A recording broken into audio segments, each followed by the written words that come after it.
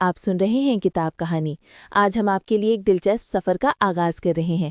ہماری یہ ویڈیو آپ کو ایسی جگہ کی معلومات فراہم کرے گی جو بہت حیرت انگیز اور انوکھی ہے۔ تو چلیے تیار ہو جائیے۔ آؤٹیاروا نیوزی لینڈ کی کہانی یہ ایک ایسی داستان ہے جو ارضیاتی تنہائی سے شروع ہو کر آج کی ایک جدید کثیر ثقافتی قوم تک پہنچتی ہے۔ تو آئیے مل کر دیکھتے ہیں کہ دنیا کے اس بالکل الگ تھلگ کونے نے اپنی اتنی منفرد تاریخ آخر کیسے بنائی۔ تو آئیے شروعات ایک حیران کر دینے والی حقیقت سے کرتے ہیں۔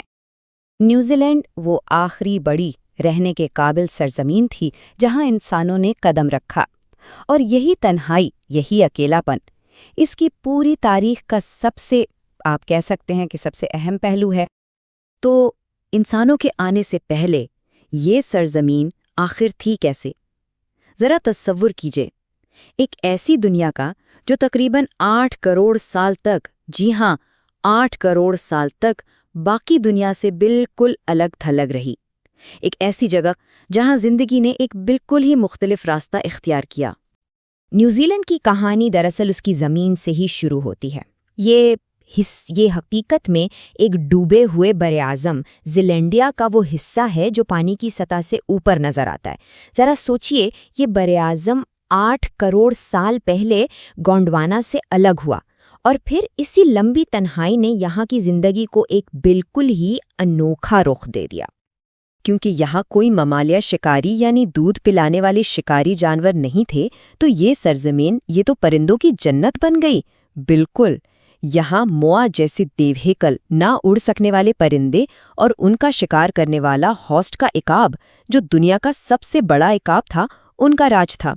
یہ ایک بہت ہی نازک ماحولیاتی نظام تھا جو باہر سے آنے والی کسی بھی تبدیلی کے لیے کہہ لیں کہ بالکل تیار نہیں تھا۔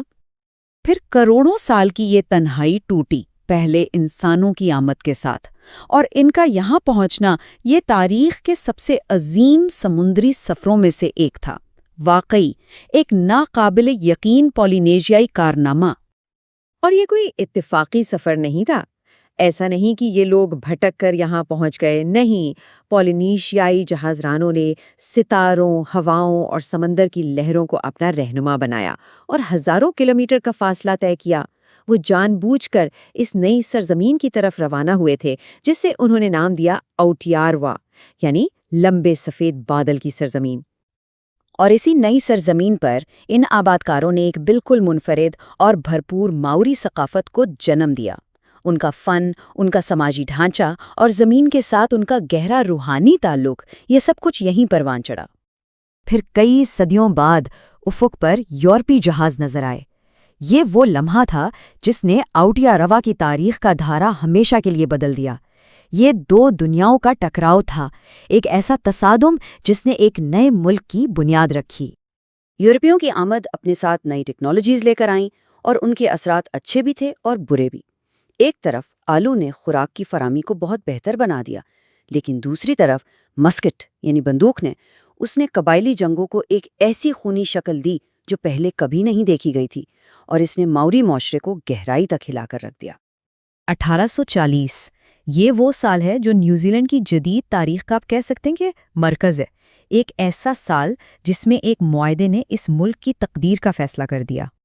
اسی سال ماؤری سرداروں اور برطانوی تاج کے درمیان وائٹینگی کا معاہدہ ہوا۔ یہ آج کی نیوزی لینڈ کی سب سے بنیادی اور سب سے اہم دستاویز ہے۔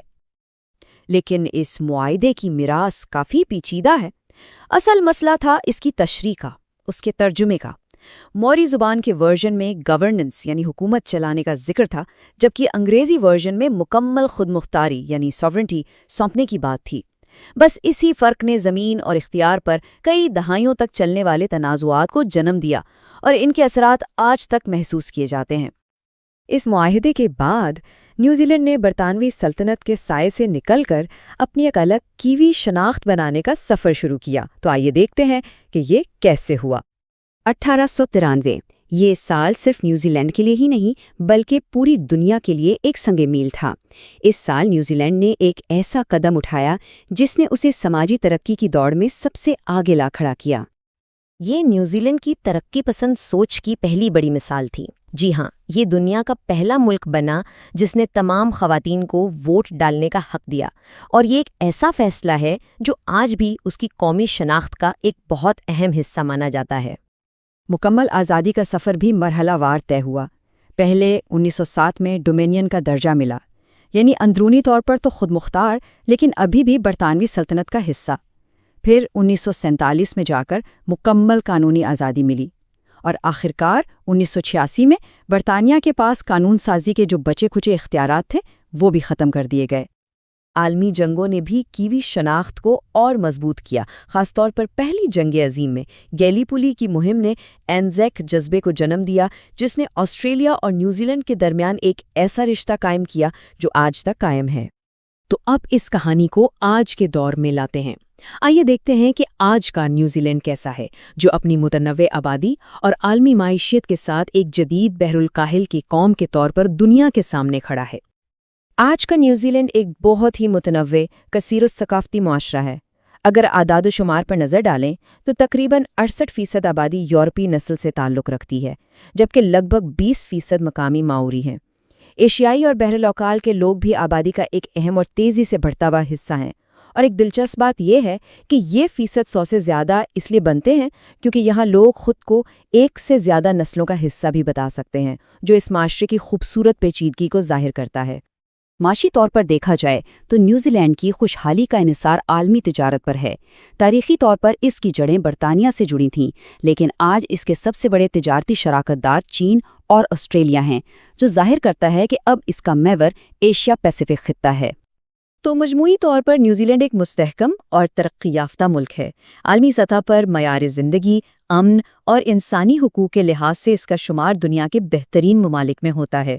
اس کی معیشت بھی کافی متنوع ہے، جس میں سروسز، صنعت، زراعت اور خاص طور پر سیاحت سب اہم کردار ادا کرتے ہیں۔ تو آخر میں سوال یہ پیدا ہوتا ہے کہ جیسے جیسے اس کی آبادی مزید متنوع ہو رہی ہے، آؤٹیاروا نیوزی لینڈ اپنی ماؤری، یورپی اور دنیا بھر سے آنے والے اثرات میں توازن کیسے قائم رکھے گا اور اپنے مستقبل کی شناخت کو کیسے شکل دے گا؟ یہ اس منفرد قوم کے سفر کا اگلا باب ہے، ایک ایسا باب جس کا جواب تو آنے والا وقت ہی دے گا۔ تو ہماری یہ معلوماتی ویڈیو یہیں اختتام پذیر ہوتی ہے۔ ہم امید کرتے ہیں کہ آپ کو یہ سفر پسند آیا ہوگا۔ جو باتیں ہم نے آپ کو بتائی ہیں، اگر وہ آپ کے لیے نئی تھیں تو کمنٹس میں ضرور بتائیے گا۔